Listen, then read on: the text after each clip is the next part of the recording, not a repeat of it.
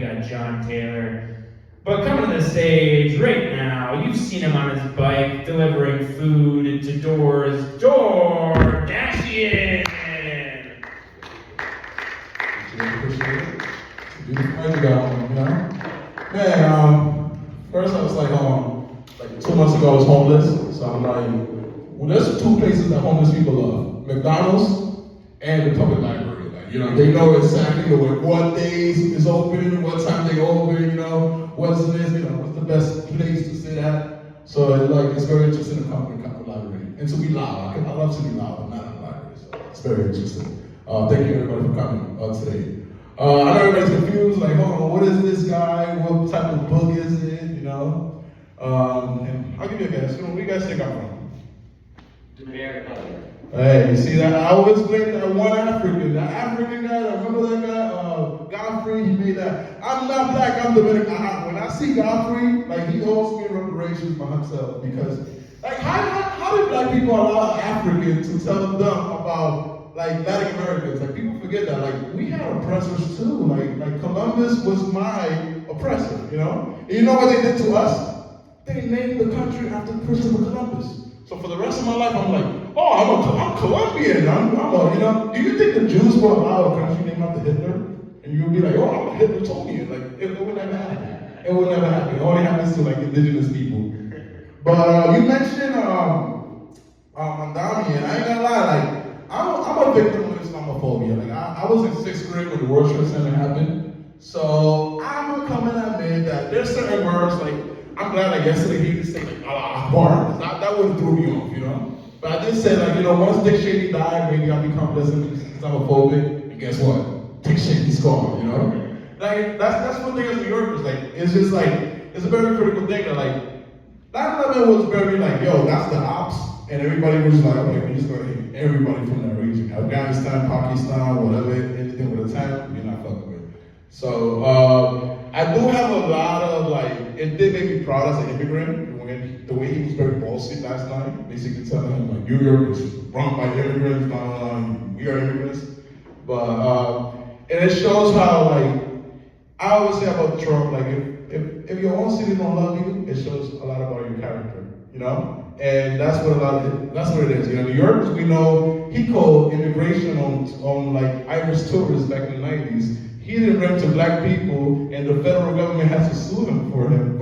So it's just like, we're not new to this, but we also saw how the Democratic Party stole the election back in the days for Bernie Sanders. So as a socialist, this is a very interesting feeling, you know? This guy was 6 years ago, you know? But whatever, politics, boring. What are you guys up to today on this Wednesday? Just doing comedy?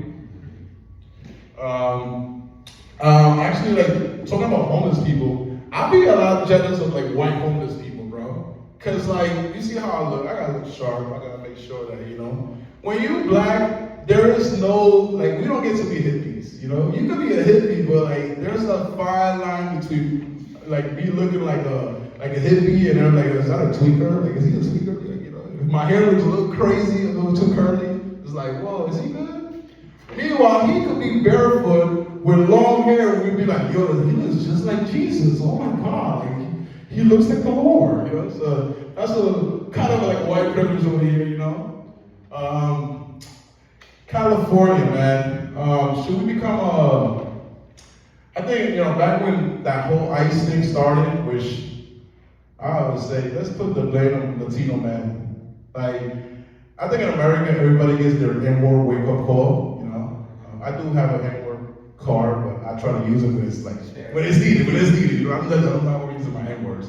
But it's like, a lot of Latino men voted for Trump. So it's like, you can't vote for Trump and then, like, you know, 8 months later say, oh, my Brazilian girlfriend's getting deported. I didn't know that DUI was gonna affect her. So I think this is Latinos, you know, way of just like, you know, you thought you knew the 13th Amendment, but now you know what the 13th and 14th Amendment means, you know? Naturalization is a big conversation, and it's like the president is married to 2 immigrants. It's so beautiful to see that. Also immigrants, we have, not immigrants, Latinos, Latinos have infiltrated every part of white supremacy. Like, we have, I think the Proud Boys is run by a Puerto Rican. The great person, you know, shout out to Nick Fuentes. Like, I have this, I'm not proud, I'm trust me. But I have an addiction to like Tekashi 69 and Nick Fuentes. If you two put these two Mexicans together, like, I think they could just run the country.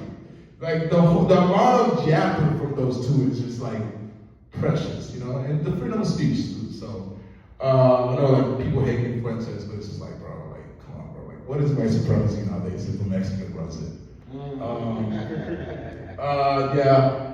You see, I was suspecting, you know, some liquor, some stuff like that, but it's like, libraries are very creepy, by the way.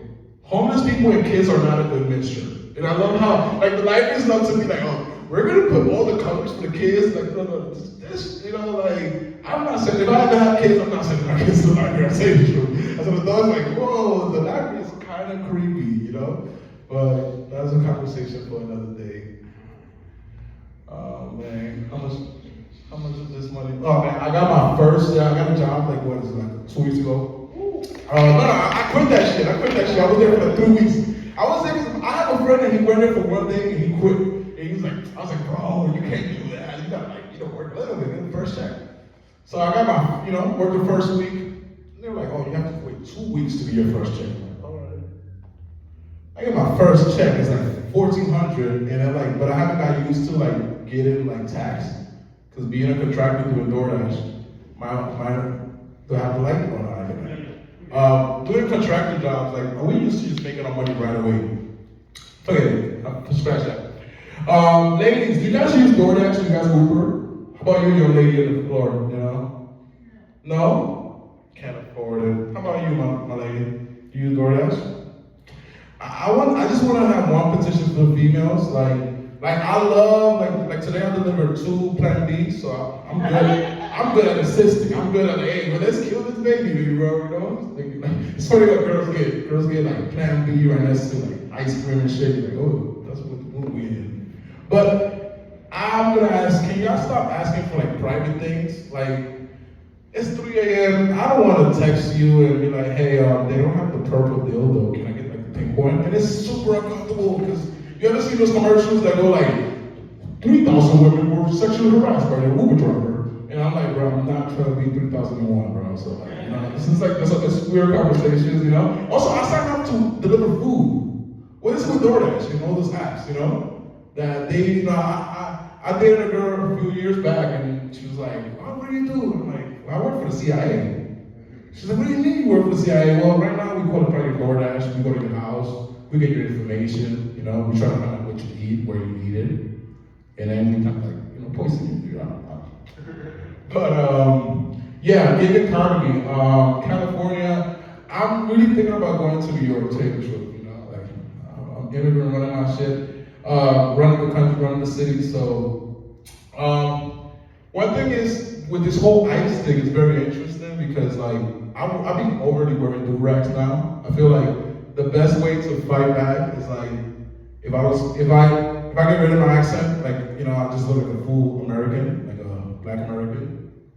And growing up, like, I grew up with a lot of Mexicans in Houston, and Spanish is different for each one of us, you know? Like I remember there's a word, like, in Spanish called jota, which in my Spanish is like the J. So I'm hanging out, I'm like, oh shit, I got a nickname, my name is J. So I'm like, hey, yo, jota. One day this Guatemalan kid is like, dude, why you allowing the gay, why you allowing the Mexican kids to call you gay? I'm like, who's calling me gay?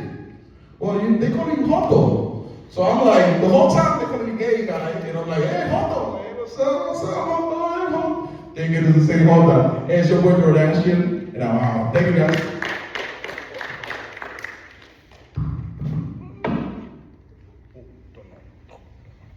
Here we go for DoorDashian, everyone.